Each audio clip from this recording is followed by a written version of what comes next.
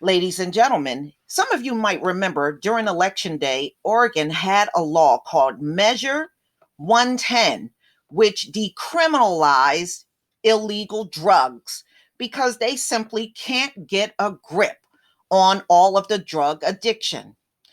Just like they're being defeated by COVID, they have been defeated by drug addiction. They cannot do anything. They're having problems policing it. That's because they don't want to incarcerate their own people.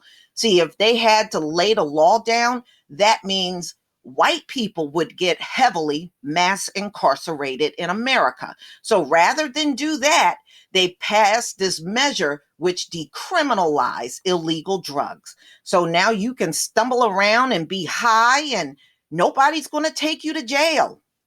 All they can do is offer you rehab, and that's up to you whether you go or not.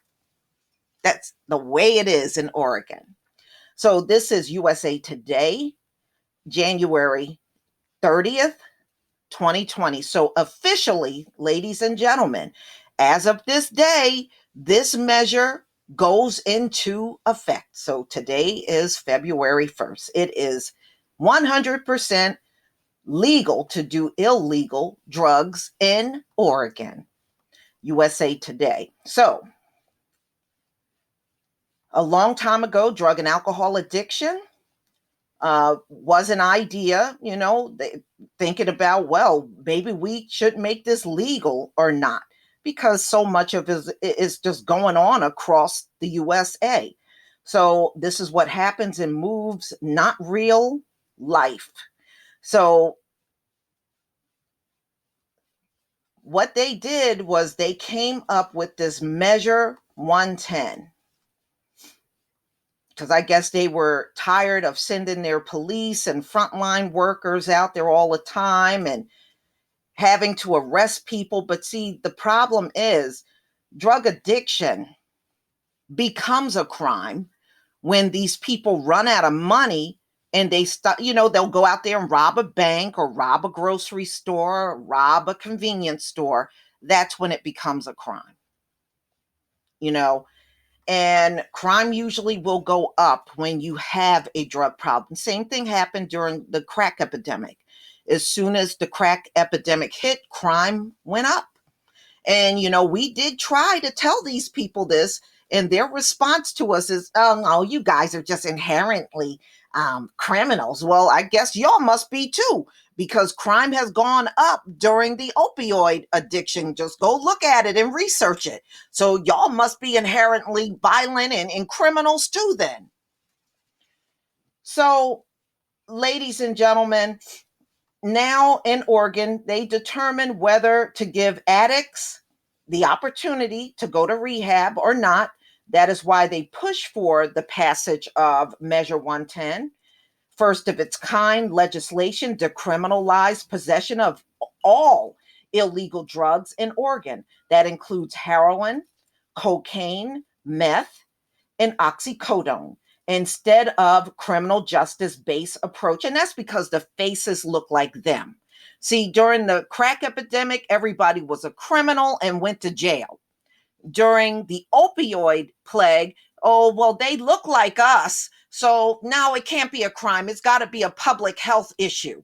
How convenient. How convenient.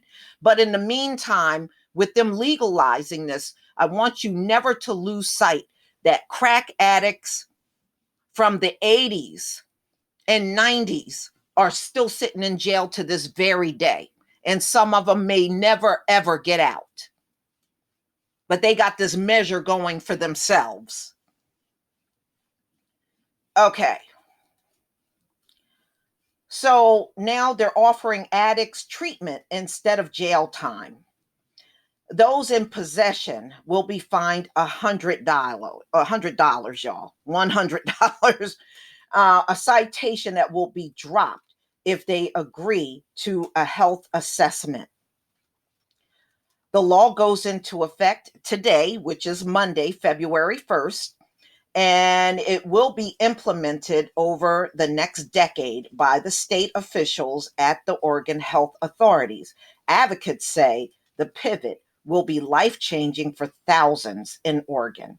One of the things people misunderstood is how criminalizing creates barriers to treatment. Hmm.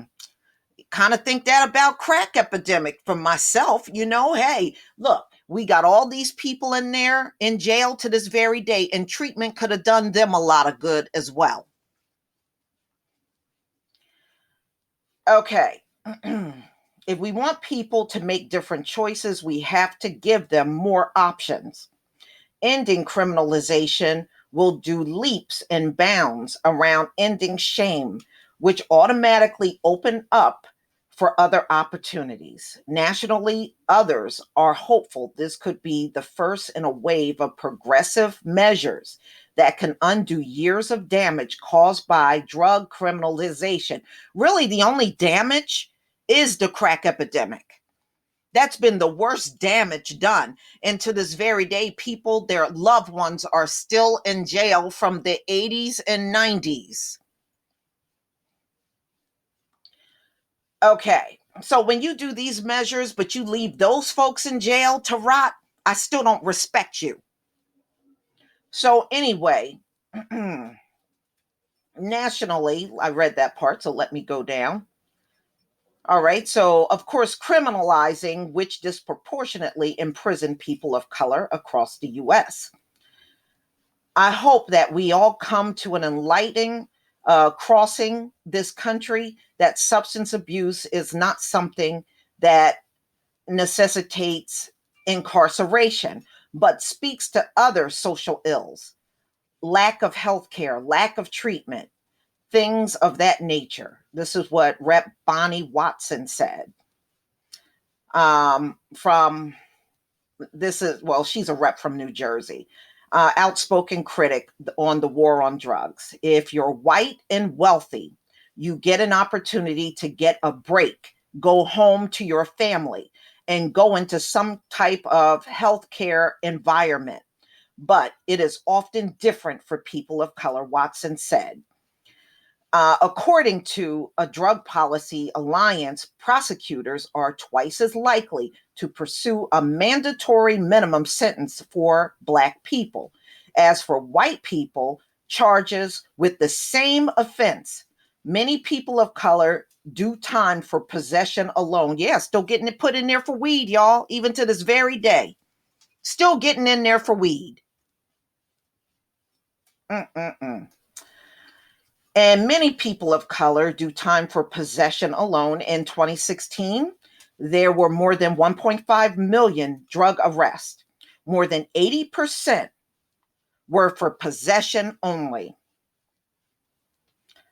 Okay, she also points out that it is far more expensive to pay to incarcerate someone than get them treatment. Rehab programs not only empower individuals, she said, but save communities money. No, they always want to go all extreme when they're dealing with us. They go all overboard. In early 2020, Oregon health authorities announced that a 10-year plan to limit health inequities across the state. Measure 110 will be a crucial step in that fight, says Steve Allen, a behavioral health director at the Authority of OHA. Helping addicts fight addiction means more than just straight drug rehab, he said. Addiction is rarely an isolated event, as people struggle with it, are typically juggling other crises, including mental illness, physical and dental healthcare issues, and homelessness. Too many people spend too much of their lives cycling in and out of jails and emergency departments. Yeah, but see, the only time we're talking about these subject matters, it only pertains to white people. You never have these conversations about too many people cycling in and out of jail when it comes down to the Black community. This is the only time this topic comes up. Allen said instead of getting a wraparound service they need, a move to take care of the whole individual will pay huge dividends. What we know is that punishment for addiction doesn't work. then y'all need to let all of the addicts you put in there decades ago go. You don't seem to want to do that. That's why when you come up with these arguments, I seriously can't take you serious. I cannot take you seriously, because as long as you failed those people behind bars for going to jail for being an addict, but you want to pacify the ones now, I can't respect you or any laws that you put together. How convenient that you're doing that at this time. He points out the law is going into effect as a critical time since the COVID-19 pandemic started in spring 2020. Overdoses in Oregon has skyrocketed by 70%. Yes, because drug addiction actually have gotten worse during the pandemic. The program will be paid for by redistributing existing marijuana dollars that came from cannabis tax, which Allen calls a huge advantage because it is likely it won't be dependent on the whims of a local economy.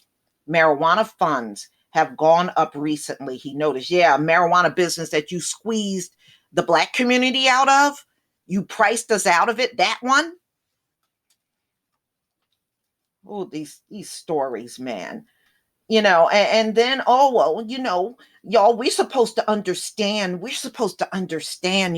after they done played the war on drugs on us with no apology, but now their drug addiction comes along and we're supposed to, oh, I just can't wait to get my hands on Narcan so I can just help, whatever.